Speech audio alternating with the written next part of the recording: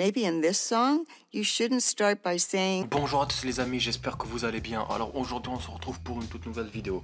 Alors aujourd'hui les gars, on va parler de deux albums médiocres. Quand vous l'avez vu dans le titre, on va parler de Kintsugi de Dinos et de Apocalypse de Gazo. Alors on va commencer par le moins pire des deux. On va commencer par Dinos. On s'était laissé sur ma dernière vidéo review classique sur Taciturne en vous disant que j'avais peur pour cet album. Et ben putain, j'avais raison d'avoir peur. Parce que oh putain que c'est effroyable cet album. Alors déjà, le premier extrait c'était le morceau avec Z, Stax. Et quand j'ai écouté le morceau, je me suis dit putain c'est plutôt bon, il y a un bon refrain, après il y a un changement d'instru, le couplet de Z il est incroyable et c'est pareil pour Dinos, hein. Il rappe super bien dans le morceau. Grâce à ce morceau, j'avais un bon pressentiment pour l'album. Je me suis dit putain il va nous sortir un album rappé, avec un peu d'émotion, je vais bien aimer tu vois. Et du coup le jour J arrive, ce 29 novembre 2024, et j'écoute l'intro, bah, c'est le morceau Stack avec Z, et du coup je kiffe encore une fois, j'aime l'intro, j'aime vraiment ce morceau. Après on enchaîne avec le morceau Noir Fluo, j'aime aussi le morceau, j'aime le flow qu'il a, on n'avait jamais entendu Dinos rapper comme ça. Après on enchaîne avec un feat, le morceau avec Jola Green et la Mano, des blocs d'Afrique, et là aussi c'est grave lourd, le morceau il est grave lourd, surtout le refrain il est grave lourd. Et après ce feat on enchaîne avec deux autres feats, je préfère en parler les deux parce que ça va être chiant si j'en parle deux individuellement. Le morceau avec Jossman et Tiakola, ils sont plutôt cool, et c'est là à ce moment là dans l'écoute où je me dis pourquoi il a enchaîné trois feats comme ça, genre je sais ça se fait mais c'est pas normal, moi j'aime pas. Je vous jure, je vais être honnête, moi j'aime pas quand un artiste enchaîne les feats comme ça dans un album. C'est comme si, pour moi, l'album il était pas genre bien construit. Bon, c'est pas grave, tant que les morceaux sont cool, pourquoi se plaindre des feats s'il y en a beaucoup? C'est pas grave, tant qu'ils sont bien. Et après ça les gars, après ça, on va faire un stop. Parce que après ce morceau avec Tiakola, la dégringolade commence. Du coup, il y a quoi après ce morceau avec Tiakola? Il y a encore un feat avec Hamza, le morceau qui s'appelle Miss Lily. Alors le problème c'est pas Hamza, hein, malgré une prod plutôt moyenne et plutôt horrible, il essaye de faire le taf avec ses mélodies. Le problème c'est plutôt Dinos en fait et son écriture. L'écriture de Dinos sur cet album, pas juste le morceau, dans cet album est dégueulasse. Mais les gars, est-ce que vous avez un minimum prêté attention à son couplet? Est-ce que vous avez écouté les lines qu'il lâche? Est-ce que vous vous rendez compte que ce mec a écrit Taciturne? Ce mec a fait Taciturne et Imani. On parle d'un mec qui a fait le morceau 93 mesures. Et ce mec, maintenant en 2024, il te lâche des bomboclates dans son couplet. Est-ce qu'on se rend compte du niveau? Bref, ce morceau est horrible malgré certains passages cool de Hamza. C'est une putain de parodie. Et après ça, on a le morceau Signe de Feu. Alors là, le morceau, il est calamiteux. La prod, elle est horrible. Elle est dégueulasse. Et je veux parler d'un passage de la prod à partir, je crois, de 2 minutes 10 du morceau. Écoutez.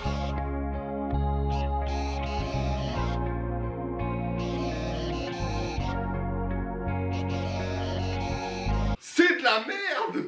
C'est absolument de la merde, il faut vraiment se rendre compte là. Ça c'est quoi? S'il vous plaît, c'est quoi? Cet instrument, c'est quoi? C'est un synthé, c'est un violon qui a été pitché, c'est un saxophone, c'est quoi? Dites-moi, c'est quoi cet instrument? Parce que c'est horrible. Et après ça, on a le morceau Girl Don't Cry. C'est un morceau mais tellement niais et tellement corny, on dirait un morceau d'un gamin de 17 ans. Et aussi autre chose, pourquoi Dinos il a commencé à lâcher des mots l'anglais dans son couplet et dans le refrain? Ça a servi à quoi de faire ça? Genre comme si ça allait nous impressionner. Il s'est dit attends, je vais les choquer. Non, non, t'as choqué personne mon pote, hein. En plus c'est de mauvais goût, c'est dégueulasse. Encore une fois les gars, l'écriture, je suis désolé de faire une fixette sur ça, mais je peux pas écouter un mec qui a dépassé la trentaine et qui lâche des lines genre tu penses à moi quand t'es avec lui. Je suis désolé frère, mais tu peux pas lâcher des lines comme ça quand t'as dépassé 35 ans. C'est impossible. Tu t'appelles pas 47 terres en fait. Et après ça, on a les morceaux Viral et Mercure rétrograde. Ce sont des morceaux qui me procurent aucune émotion. Ils sont mauvais, ils sont faussement émotionnels. Leurs prods, elles sont banales au possible. Dinos n'apporte rien aux morceaux. Il n'y a pas de phrases intéressantes ou de flow. Il n'y a que dalle. Et après ça, on a le morceau Tony Soprano qui est un morceau plutôt cool. Voilà, c'est pas un morceau exceptionnel, mais c'est mieux de ce qu'on a écouté précédemment. Déjà, le morceau est une reprise d'un morceau de The Roots, You Got Me. Je m'en veux pas si je parle peu. La plupart du temps, je me sens seul.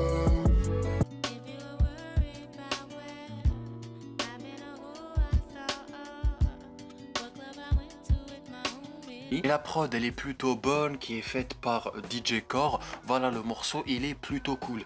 Mais attendre 5 morceaux effroyables pour avoir juste un bon morceau, déjà là il y a un gros problème. Et après ça on a le morceau 100 fois qui est un morceau totalement parodique, faussement émotionnel, une prod totalement banale. C'est pas nul mais c'est pas bon non plus, c'est juste moyen. Et après ça on a le morceau Le Jour d'après qui est un feat avec Lino. Et pour le coup les gars, ce morceau il est grave lourd, malgré que je chie depuis tout à l'heure sur le projet. Lino et Dinos rappent super bien. Au niveau de la production, c'est super. Il y a un changement de beat, c'est incroyable. Mais malgré ce morceau exceptionnel, après ça, on a de la merde. Parce qu'il y a 3 prochains morceaux. Insécure avec Zamdan. C'est un morceau totalement parodique, faussement émotionnel. On a déjà écouté ce genre de morceau sur ce projet. En plus de ça, ce qui me fait mal, c'est que à l'époque, Dinos et Zamdan, ils avaient fait un morceau ensemble. Il s'appelait Boyka et le morceau, il était grave lourd. Et après ça, on a le morceau Abessa. En fait, ce morceau, il a été promu par Dinos sur Instagram. Il avait fait un post où il disait que... Il avait posté une photo, il disait que cette photo lui faisait penser à ce morceau Abessa, d'accord? Du coup, quand j'ai vu ce post sur Insta, je me suis dit, peut-être pour lui, ce morceau, c'est le morceau le plus percutant, le morceau qu'il apprécie le plus sur son projet. Je me suis dit, ok, je vais prêter attention à ce morceau et je vais vraiment bien l'écouter. Parce que si il donne beaucoup de visibilité à ce morceau grâce à ce post, c'est pas pour rien. Et après ça, quand j'écoute l'album, j'arrive au morceau, j'écoute le morceau et je suis désolé, mais ça a été une énorme déception pour moi. Malgré le changement de prod, il y a certaines prods du coup qui sont plutôt bien foutues, Dinos ne relève pas le niveau sur le morceau. Il est banal au possible. Il n'y a pas de phrases marquantes, de flow accrocheur, il n'y a rien malheureusement. Et on est déjà arrivé à la fin du projet, on passe à l'outro du projet qui s'appelle Dr Melfi. Et encore une fois, je suis désolé les gars, mais ce morceau n'est pas à la hauteur pour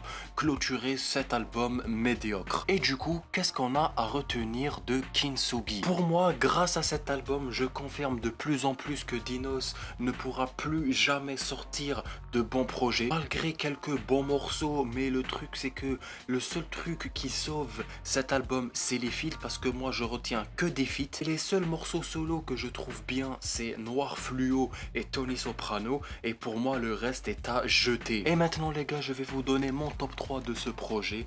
Alors au numéro 3, je vais vous mettre le morceau avec Jola Green et La Mano. En numéro 2, je vous mets Noir Fluo, et en numéro 1, je mets le feat avec Lino, et mention spéciale pour Tony Soprano.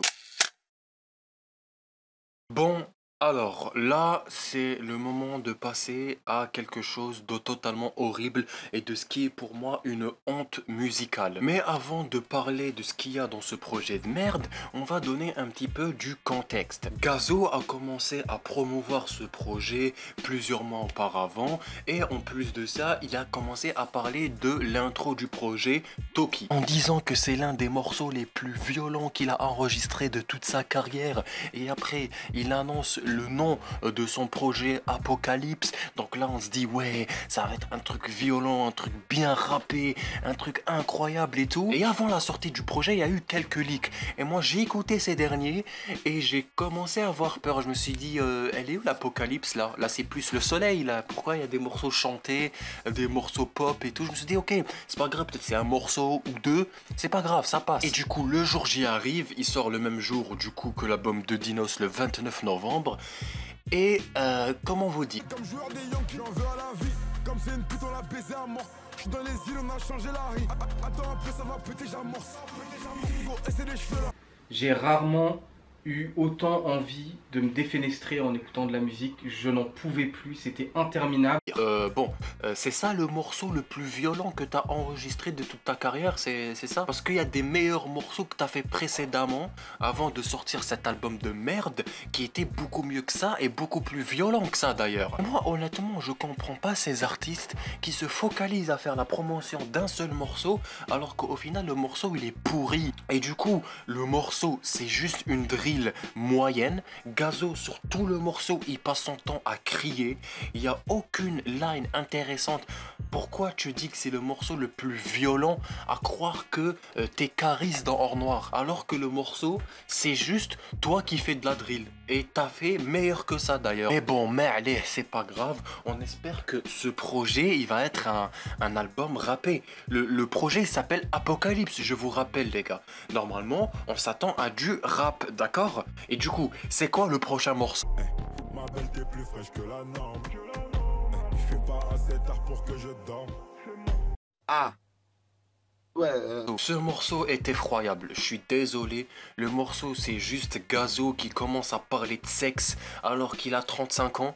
Déjà juste l'écriture de Gazo en général depuis le début de sa carrière, même si c'est juste pour ambiancer, je sais, hein, et on n'est pas là pour écouter du Oxmo Puccino, mais c'est très vite médiocre en fait. L'écriture de Gazo, elle est mauvaise. Après ce deuxième morceau, les gars, on a juste des morceaux génériques pop totalement parodiques. On a Gazo qui parle de meufs, de baise, de drogue et de voitures et d'argent. Tout le projet. Voilà. Il y a aussi dans le même registre le morceau Nanani Nanana. Déjà, quelle idée d'appeler un morceau comme ça quand t'es un rappeur. Déjà, moi, tu me sors comme ça, je suis ton producteur, tu me sors ça, je t'insulte. Mais bon, c'est pas grave. Le morceau, il est banal au possible, totalement prévisible. On sait très bien pourquoi il a fait ce morceau. C'est pour TikTok et devenir de plus en plus connu chez les 12-15 ans. Il y a des morceaux qui sont plutôt cool, comme par exemple le morceau avec Yamé. J'adore le morceau. Dans son registre, c'est un très très bon morceau. Yamé, c'est ma partie préférée du morceau. Gazo, ça va. Voilà, c'est pas phénoménal, mais ça va. Il y a le morceau aussi avec Fally Ipupa qui est très bon. Voilà, c'est un morceau pop encore une fois, mais il est très bon dans son registre. Maintenant les gars, on va cesser de rigoler. Maintenant on va parler du pire morceau de l'album. C'est le morceau Birthday avec Jul. Déjà de base, faire une musique où le thème c'est l'anniversaire, c'est déjà catastrophique. L'idée de base c'est de la merde. On n'est même pas sorti de l'auberge que c'est horrible déjà. Plus de ça, c'est même pas du rap. C'est pas du rap, c'est de l'électro, c'est de l'électro mélangé avec de la pop, c'est dégueulasse. Le refrain, c'est l'un des pires refrains que j'ai entendu de l'histoire de la musique. Et Jul sur le morceau, oh putain de merde. Oh mon dieu, qu'est-ce que c'est catastrophique. Oh mon dieu, les mélodies génériques qui sortent depuis 15 ans. Il fait les mêmes mélodies depuis son arrivée dans le rap. Il a le même effet de voix, la même voix, c'est horrible. Ce morceau, il est horrible. C'est l'un des pires morceaux que j'ai entendu dans ma vie d'auditeur de rap. D'autres morceaux qui sont catastrophiques. Le morceau avec Offset. Mais qu'est-ce qu'il est mauvais. Oh, la prod, elle fait mal à la tête. J'ai eu la migraine pendant 3 jours après l'écoute de l'album. Hein. Je suis terrorisé de ce morceau. Il me fait peur. J'ai plus envie de le réécouter. Après ça, on a le feat avec Orelsan. Et j'étais tellement déçu que ça soit un morceau de merde. Alors que j'étais tellement curieux de voir ce qu'ils allaient faire ensemble. Et moi, je me suis dit, putain, ça va donner un truc rappé, un morceau rappé exceptionnel. Et au final, non. Ça a donné un morceau pop dégueulasse. Et la pire partie du morceau, c'est le couplet de Orelsan justement.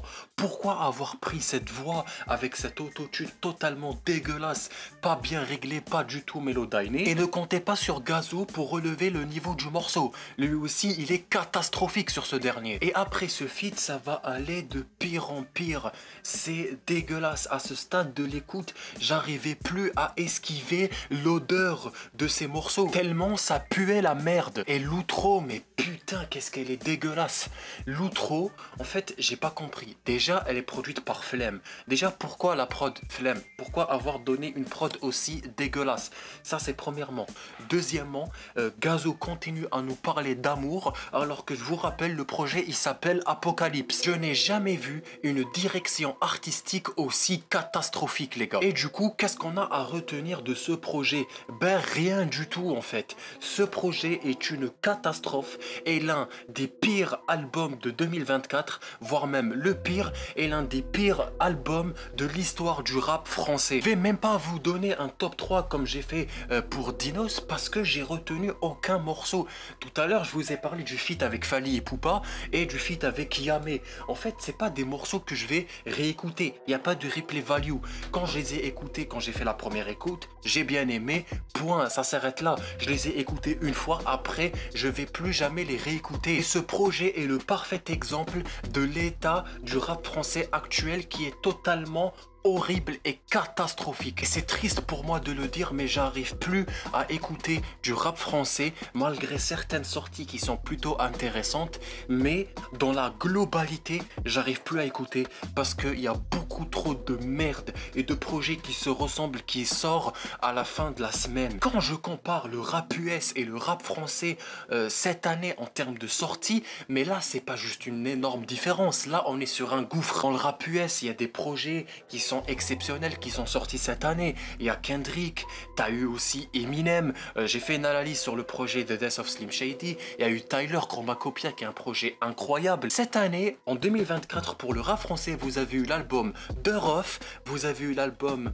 de Dinos qui a sorti sûrement son pire projet et c'est pareil pour Gazo. Et vous avez eu l'album en commun de Niska et Nino qui est un sandwich à la merde. Et j'espère les gars, j'espère qu'en 2025 ça va changer. J'espère que le niveau va un peu augmenter parce que actuellement le rap français est en train de crever. Ça c'est dû à quoi les gars? C'est tout simplement dû aux labels qui font une énorme pression sur les artistes pour qu'ils fassent rentrer de l'argent. C'est pour ça qu'il y a des morceaux pop comme ça sur l'album de Gazo. Et aussi c'est dû tout simplement au streaming parce que moins de stream, moins de popularité est égal moins d'argent. Et c'est triste à voir que le rap maintenant est devenu une source d'argent pour les artistes et pas juste un hobby ou une passion. Et du coup voilà les amis, j'espère que ça vous a plu. N'hésitez pas à vous abonner, à liker, à commenter, à partager comme d'habitude. Venez me suivre sur Twitter, il s'affiche maintenant à votre écran et nous on se dit à très bientôt, à plus.